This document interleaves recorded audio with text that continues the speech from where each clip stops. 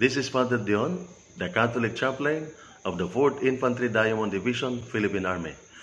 And this is Salita ng Diyos, ating gabay, that will answer your questions and clarify your doubts about the Catholic faith. And the question that I am going to answer in this video is about Scripture and tradition. Particularly the question, is it true that the Catholic Church has added a lot of man-made traditions to the Word of God? The answer is no.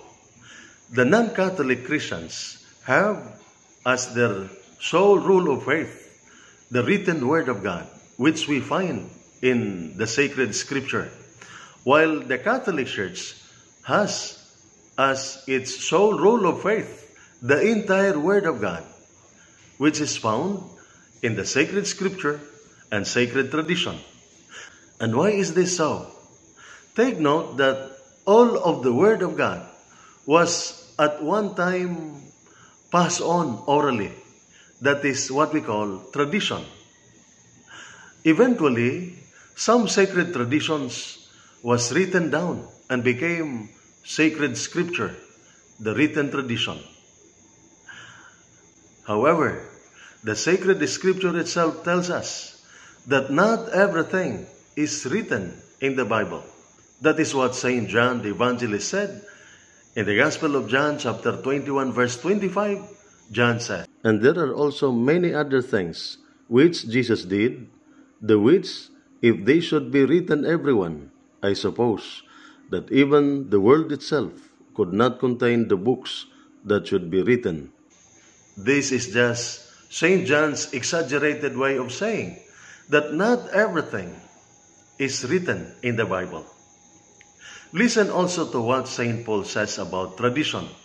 In the second letter of Paul to the Thessalonians, chapter 2, verse 15, St. Paul said, "So then, brothers, stand firm and hold to the traditions that you are taught by us, either by word of mouth or by our letter."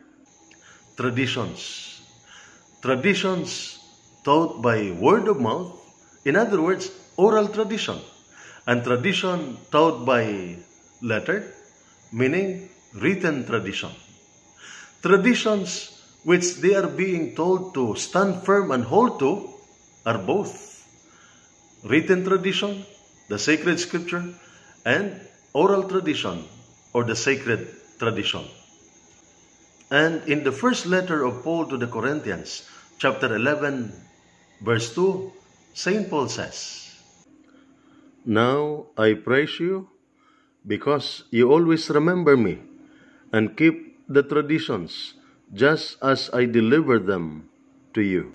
The Corinthians are commended by St. Paul for maintaining the traditions he passed on to them, the sacred Scripture and the sacred tradition.